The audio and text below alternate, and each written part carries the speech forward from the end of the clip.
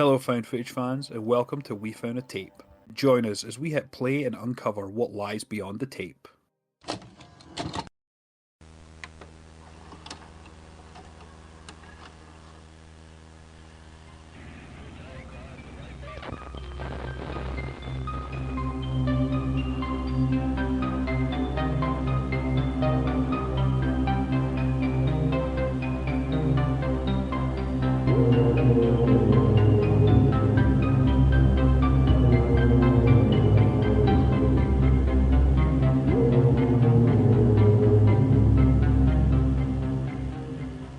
Hello, everyone. Welcome to a new episode of We Found a Tape. Today, we're back with a Found TV Blind Watch special, the show in which we spin a wheel with different found footage movies that we found on Found TV. And through process of elimination, we determine the winner. And on today's episode, it's released in 2025, directed by Isaac Rodriguez, and it is Visher, which is an interesting one. Yeah. This guy always does some good found footage. So yeah, I'm excited to talk about this one. Hell yeah, he does. He has a lot. I looked on his Letterboxd, and he has, I think, 22 films that he's directed of various different styles. Some random like Christmas ones. A good amount of found footage, which is great. And ironically, Isaac Rodriguez was actually my most watched director last year when I did my Letterboxd year in review. That's right, you did mention that. Yeah, because I ended up watching a fair amount. We've already done an episode about one of his other films, which is Deadware, which was a fun one. That was a good one. I enjoyed that one. Yeah, and Mr. Creep was another one. I thoroughly enjoyed Mr. Creep. I thought that was really, really creepy. He also done, I think it's called Unknown Visitor. The one with the Ring camera. Ring camera, yeah. So that was one. That was a weird one. Yeah, it was interesting. There's always a lot of supernatural elements in the films that he does, so that's always fun to see. Yeah, absolutely. This one was a real good one. Some nice little, practical effects and things like that went really well in this movie. So yeah, I'm excited to talk about it. But before we start diving down that hole, let's hit him with that old synopsis. Hell yeah. So Visher from 2025. A scammer who uses voice technology to steal from unsuspecting victims gets more than he bargained for when he begins to encounter horrifying sights through his latest Mark's home cameras. It's a funny thing. People hear of like phishing attempts and things like that, but vishing attempts are not a common thing that people, it's a term that not very many people, unless you're like in tech, like me and you, where it's a common thing that we hear. It's a common form of, stealing identity or of people and things like that, stealing their bank information and whatnot. But it's a real thing. It's up there with phishing, smishing, all the other ishings. There's so many ishings in the world. We should definitely be careful on. But yeah, this one was particularly creepy, especially from the onset. I think a lot of the camera movements that he has set, because it's not out and out found footage. This is more of a hybrid that we would associate with found footage, where there's cinematic technique involved, but then there's also the actual he does a lot of screen life type things, especially with Deadware. So there's the element of screen life through the visualization of the webcam, her security cameras, and also just his screen that shows like the technology that he's using to actually do these vishing calls. But it's scary right from the onset. I mean, you see just sort of the lips and the mouth of the guy, but you can't hear his voice at this point, and it's just like an old woman's voice, and she calls through to the son asking for money, and it's horrifying. That I can't imagine being scammed like that. How terrifying would that be? it's crazy that it started out where he talked to the woman in the opening credits, as it was starting, to record her voice, and Mhm. then immediately made a call to the son, and without a beat, the son didn't even notice that it was any different, as far as the way she was talking to him or anything like that. As far as he was talking to his mother, he didn't question much. The only thing he questioned was like, why $20,000, when Right. she called asking him for 20,000, why so much? Oh, well, it's complicated. It's like, no, like if my mom called me for $20,000, I'd be like, no, tell me why. Like, is there like late fees? What's going on here? Like, break it down for me. Tell me why I'm giving you $20,000. Right. Like, I would start questioning things. And also too, like, it's weird how they show that people will miss little things like that with those kind of like identity theft attempts, because he mentioned in the beginning of the call that it was from an unknown number.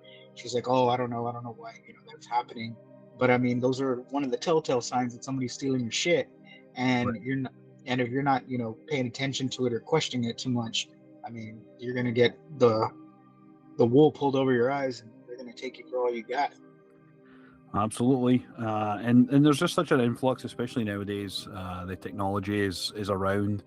Robocallers are definitely a thing, Hmm. which really is a scam for the older generation. I think a lot of our generation and sort of younger are we're more knowledgeable when it comes to that. But if you call Right. someone who's like 80 years old and say, "Oh, I'm your grandson" or whatever, and they may fall for things like that, which is just so horrifying and heartbreaking to think of. Yeah, and then nowadays, I mean, you see the phishing attempt with the change of the voice, because typically one of the telltale signs when you get one of those scam calls is it's a person with an accent. You can clearly tell they're from the Middle East or one of those cultures from that area, and that's always you see it on the news all the time that a lot of these calls come out of that area, and a lot of people that watch the news would know by now. Even old people have caught on to that, so changing the voice to an American voice, and something that's not as alarming, can easily take advantage of you if you're not aware of that. Absolutely. Um, and then yeah, our story really just sort of jumps right in there. It starts with the first instance of it, and that's where it comes up with the credits and all that. And then that's where we're introduced to I believe his name is Harry, and then he also goes by the pseudonym of Tom, when he tries to practice his voice with the voice changer, because he's gonna ultimately call Ruth, who is the other main character in this.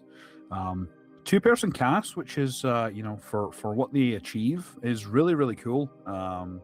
There's no one else involved in the cast other than those two, and that's where the predominantly of the story really comes from, is their interaction with each other. And they're really like he takes a cell phone call on like a flip phone, which is funny. He's using all this technology, but and uses a flip phone. It like adds to the seediness of it, Right. like a burner phone or something like that.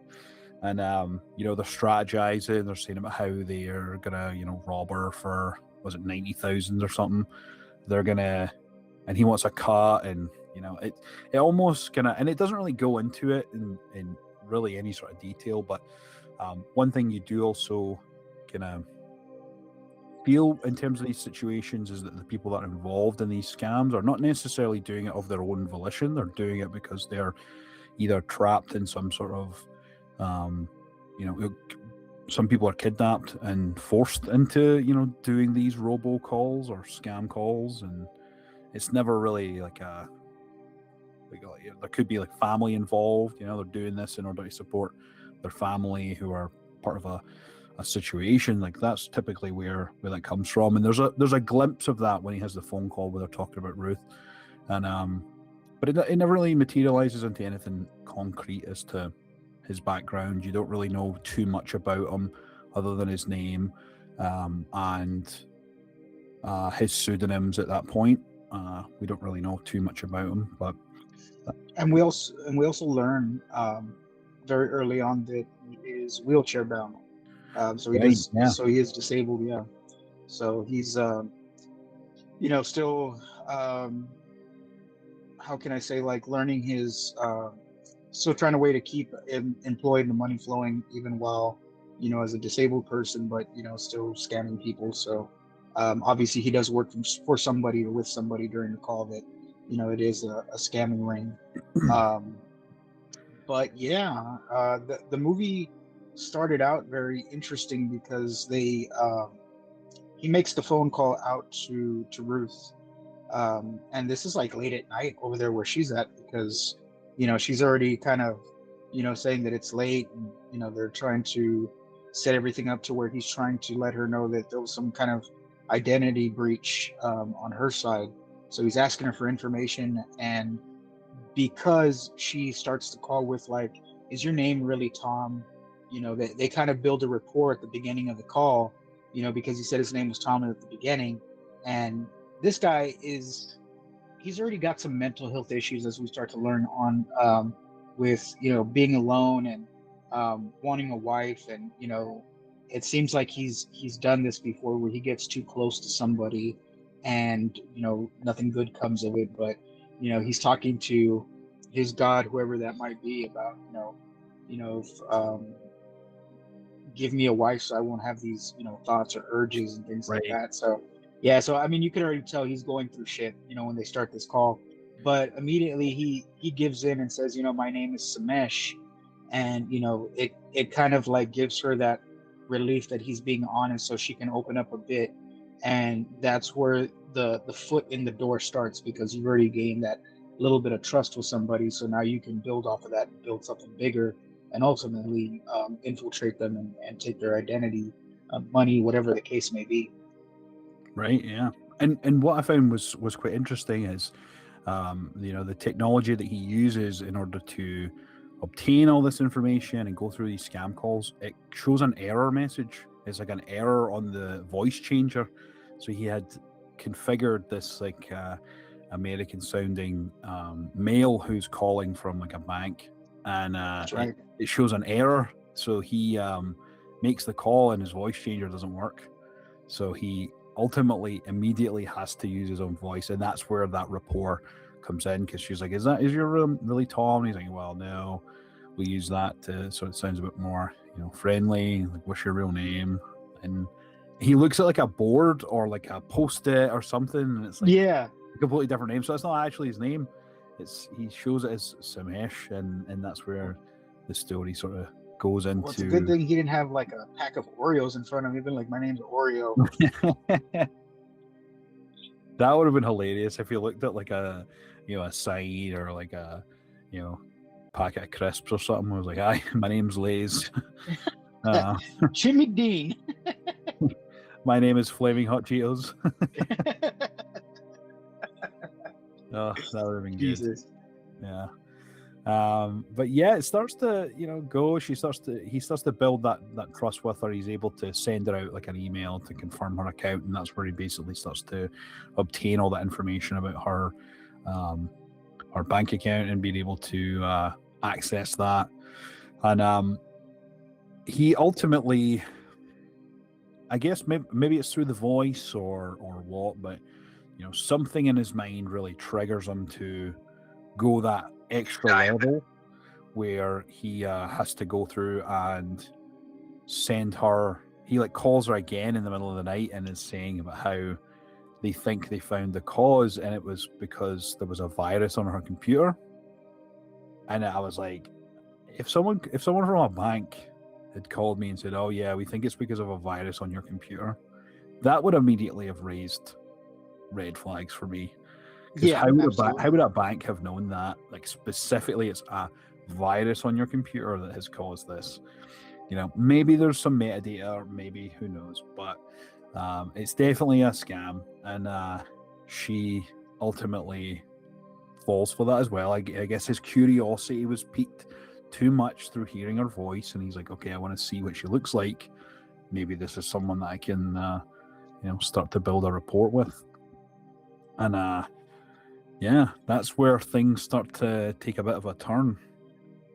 Yeah, you could say it takes quite a bit of turn, because Um, Upon him looking at her through the cameras and things like that, he tends to get a bit nosy. He gets the love blinders on. He's in love, sees this girl, starts looking through her cameras and stuff, and that's where we start going down the rabbit hole. This turns into like a almost like a paranormal, demonic type of thing going on here because um, as he's looking through the house while she's asleep at night, he catches a glimpse of somebody in the hallway um, that's peeking around the corner, and he thinks it's her. So he's like, "What the shit?"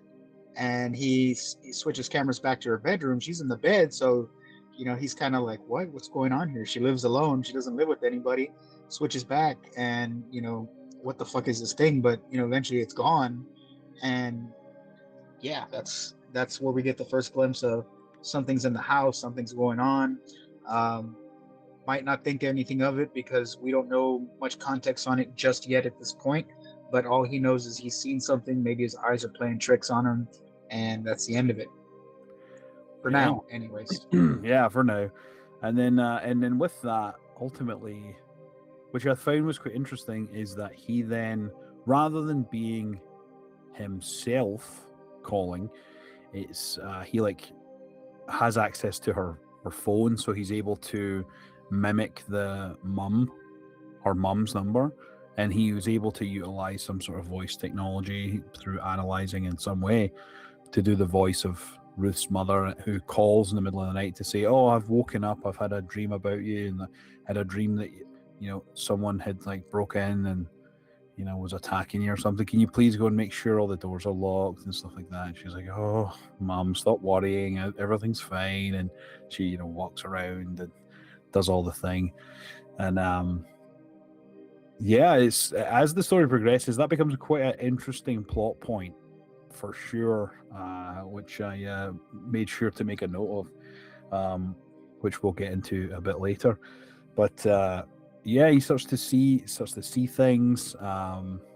It then gets the better of him. He calls her back in order to finish the antivirus scan thing, and they get chatting. They start talking about life and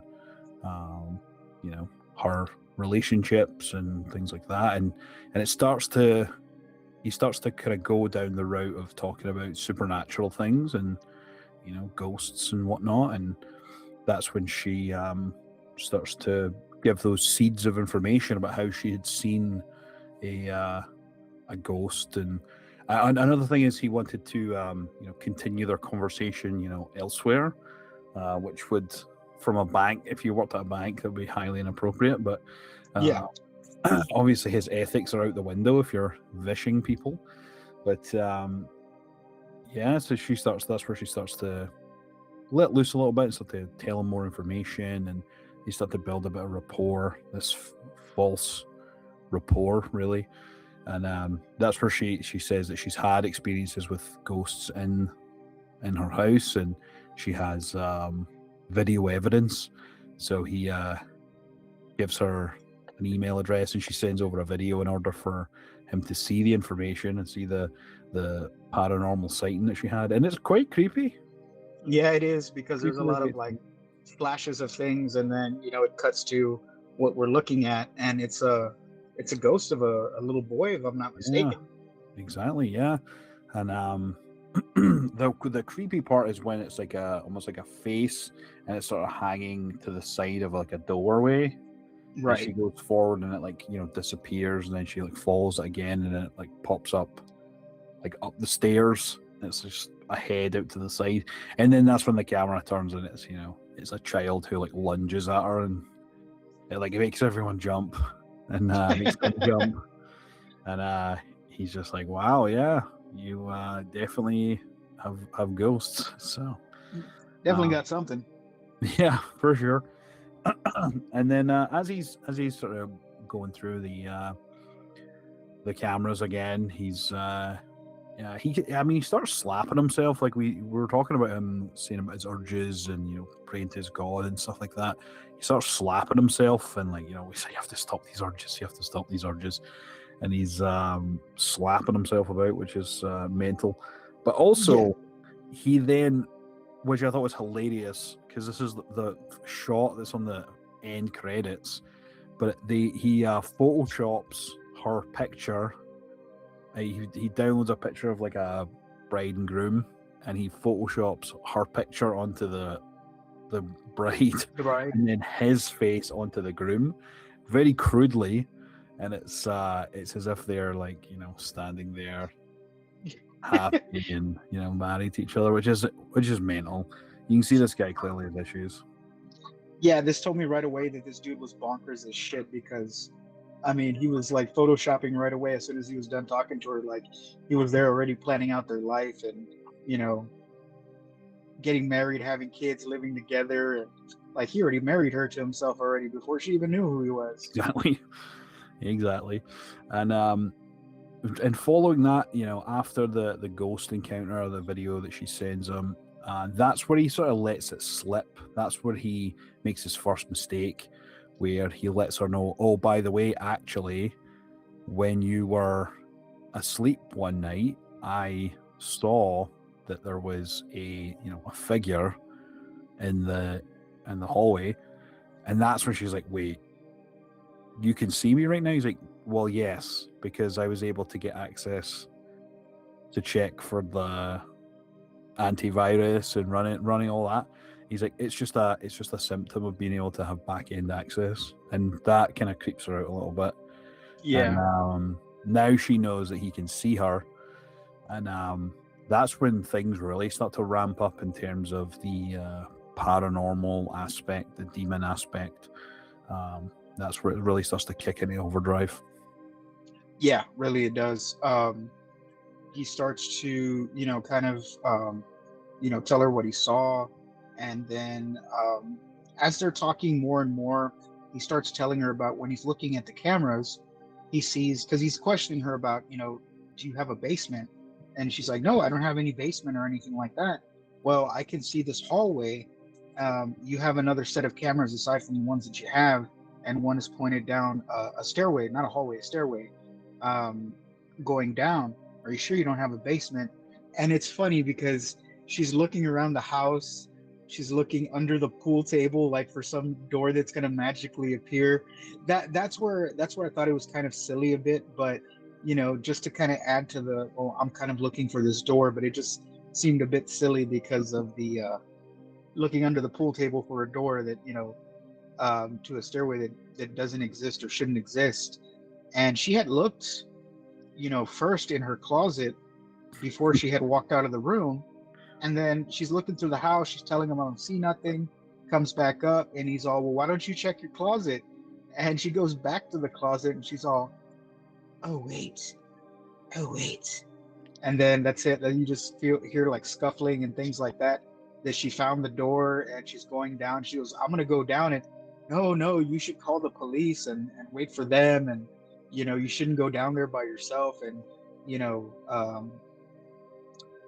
if you're a single woman in the house, you find something, you're going to go down the stairs you're not supposed to go down. And she went down those stairs. And that's where things get really, really crazy because, she gets down those stairs, hears a commotion. The power goes out in the house, so he can no longer see the cameras. All he has is her cell phone. You see a lot of static, a lot of, nonsense. And then it cuts to like a staticky picture of her laying on the floor. And then it comes to this like person talking. It's her, but it's not her because the voice is changing. It's getting deeper. It's getting more demonic or sinister. And that's where, we find out that whatever is in the house is now inside of her, and it's saying that I am, inside of her. If you come over, I can be inside of you too, which sounded kind of dirty if you ask me. But I mean, if I was a Visher and a hot woman told me, come over so I can be inside you too, I would have came over, but I would have been like, no fingers in my butt, please. Yeah, well, I mean, it would be a demon. It wouldn't be that anymore. So. Regardless, no fingers in the butt. Well, I mean, if you're there with a demon, I mean, the demon can possess you and do anything it pleases. So it's gonna happen. If you say no, then it's gonna happen. Because that's just how demons work, I guess. And I guess I ain't getting lucky. I'm getting demonized. Yeah, getting demonized. Yeah, and that's when the makeup, particularly when it showed you sort of her demon-esque ways, was reminiscent of the Evil Dead for me. Yeah, yeah, Um, very much so. I yeah, it agree. looked like that sort of low-budget demon makeup where it's all like sort of crinkly and crackly and like there's lines Pieces across the of forehead, pieces skin of hanging skin, off, sticking yeah, out like it's like skin's peeling away. the white Yep. eyes and things like that. And yeah, that's when it really starts to ramp up, and he finds out that she lives sort of not too far away, so that's when he decides to make the trip out there to go and check in on her. That's what I wanted to point it out. I was very excited to see in this movie that everything revolved around the state of Texas. Yeah. For those of you that don't know, I am from the state of Texas. So mentioning cities like Houston, I forgot the little town that she was in, which was according to the map where he saw her location was about 45 minutes from where he was from in Houston. So it's kind of like one of the outside little cities that are outside of Houston. But he was very close, and he starts to kind of see that things are happening with her. She's laying on the bed with her head hanging off, not responding, and then you know putting out like gibberish, I guess you could say, because she's obviously possessed now by whatever's in the house, and she's just saying random nonsense. For him to come over, he's concerned because something's happened to this girl. She's not the same anymore. So Wheelie Samesh, gets in the car somehow and manages to drive over there.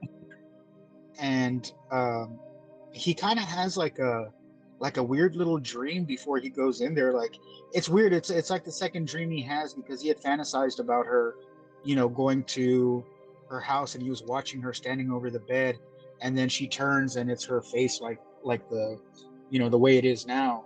So it's almost like he had like premonitions into what was going on there. You could tell kind of like he was into his faith because he had like statues and things like that, of his culture, religion. So, he was very into his religion and believed what ghosts were, evil spirits, things like that.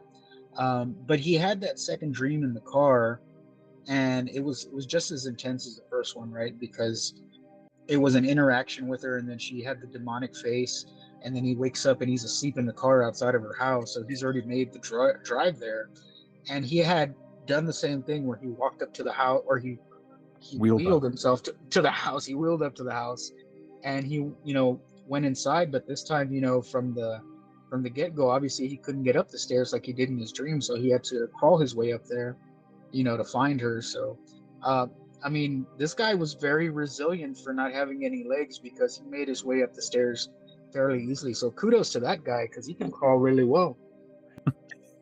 After a 45-minute drive, he needed a nap. Yeah.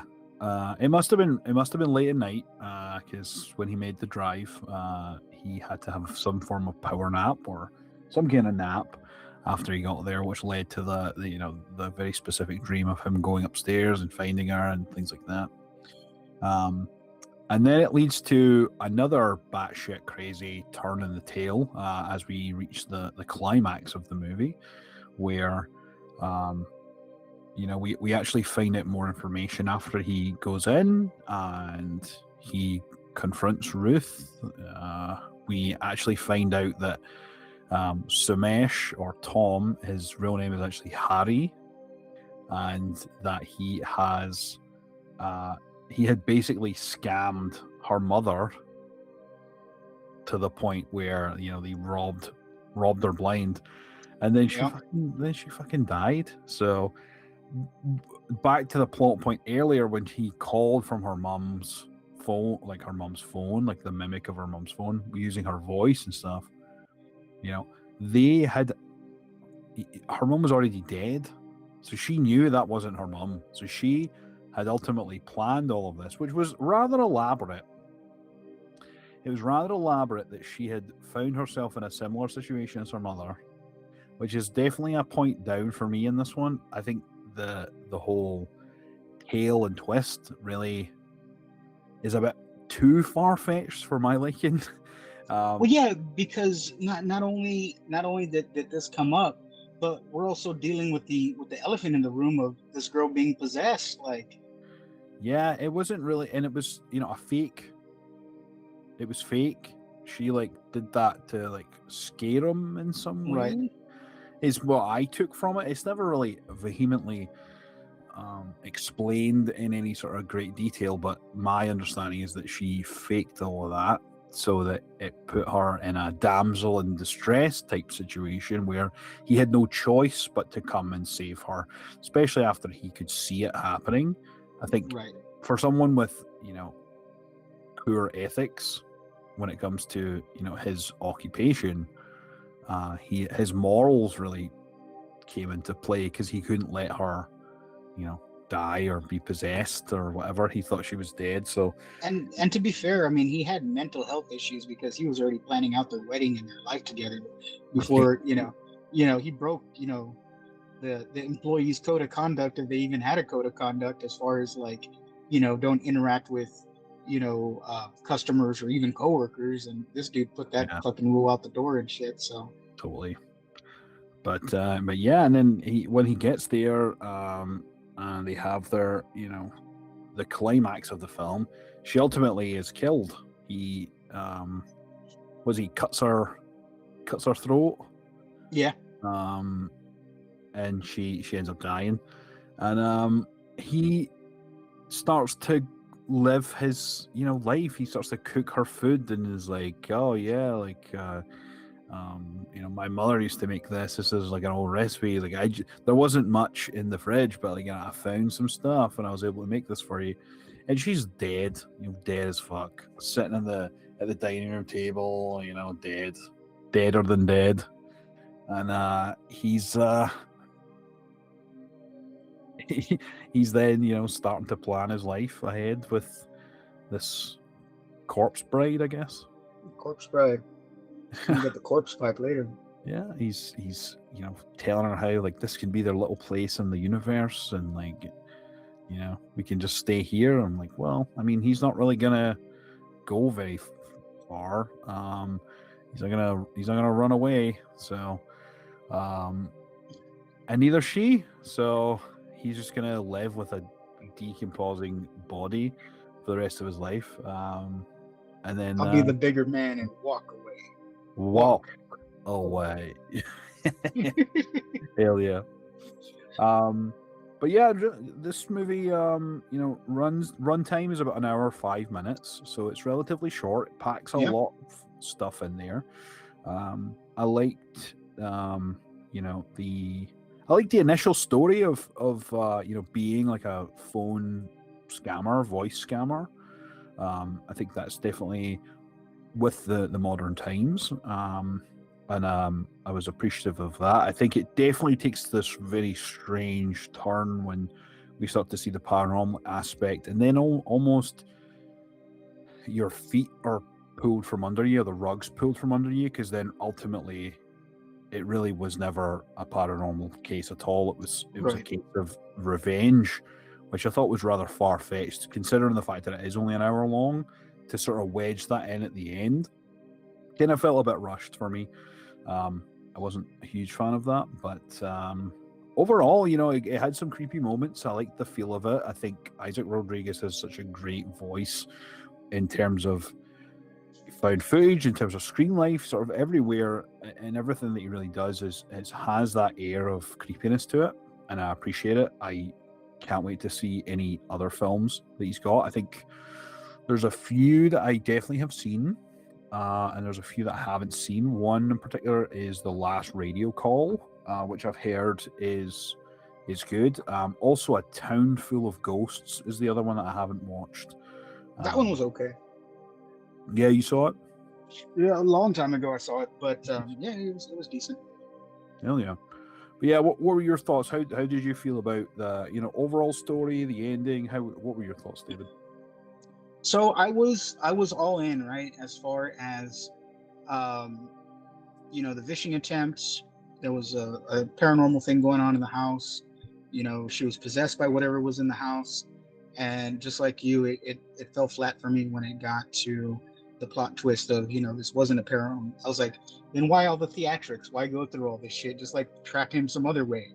Um, but I mean, everybody's got their own, way to do things when life punches you in the dick and, um, causes, some kind of tragedy in your family to someone in a malicious way, and sparks a revenge in you, and you do some crazy shit when you're out for revenge. So, crazy things go on in your brain.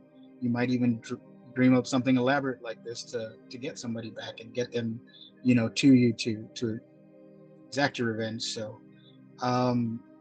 it was good. The only thing was that the whole plot twist at the end was kind of what fell flat for me, because if they had gone in depth more, explaining, I don't know. I don't know. Maybe if they fit it in a little bit better, it would have it would have been okay. But it was just too quick and sudden. And then, we cut to he's killed her, and, now he's cooking her dead corpse a nice little dinner and stuff, and they're snuggling in bed at the end. So, yeah, no, I think but we're definitely in agreement with that. but I mean, the I guess the moral of this story is that, don't scam people, because it's gonna, you know, cause a chain reaction. It's not only gonna affect one person, but other people down the line as well. These scammers, they come after people, ruin people's lives, take their money, and they prey on older people because they're the most naive when it comes to technology, and it's easier to take them for what all they've got. And this is money that they've worked for all their lives, and when they lose it, they have nothing. So it can drive them to depression, death, suicide, things like that. So I mean, it's a really sad thing that happens today in the world, and um, we all should be cautious of that, Definitely. especially looking after our elderly, because they're not aware of a lot of things that go on. So those of us that are up to times with the technology should definitely look out for people that um, are not as technologically savvy as we are. Yeah, for sure. Yeah, definitely look out for your elderly family members who may be vulnerable for these types of situations. Absolutely, that's definitely the moral of it. But yeah, there was a lot of good things. A lot of good things. I definitely do think that sort of ending, it almost needed even a extra 10-15 minutes, really, or even just 10 minutes, 5 minutes even, just to sort of lay that ground so that we could get a bit more understanding of the situation that Ruth had with her mother, and sort of lay the foundations for that, even just in their brief dialogue. But it was, and specifically with the point that I wasn't a huge fan of is not that it was the company that he worked for, it was specifically him that had scammed his mother or her mother. Like, that is where it kind of lost me, is like, it wasn't like the people that you associate yourself with, it was you directly, and I know it was you. So it was like quite odd when you look back then at the rest of the film. You're like, well, how did they then figure out It was specifically him? Yeah. How did she know it was him specifically? I guess she went into a lot of detail in order to try and research and figure out. I guess that's kind of, they alluded to that. So, and also as well, another point that we didn't really go into is that he ultimately starts to investigate the house itself and try and figure out if there was more any sort of paranormal or supernatural thing that happened, or some horrible event. And I think they mentioned something about whoever wanted to hide it did a good job, and there was a certain incident that had happened before, and someone had died in the house or something like that. It just was it wasn't fully fleshed out, and I think that's where a bit of its downfall really comes in.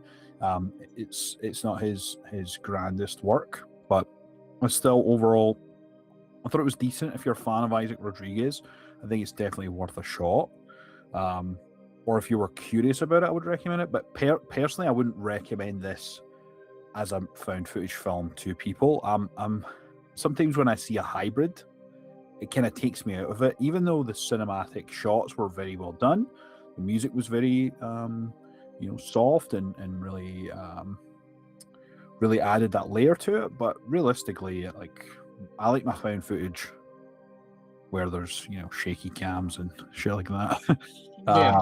Rather than the hybrid elements. That usually takes me out of the realistic nature of it, and it becomes more of a fictional story.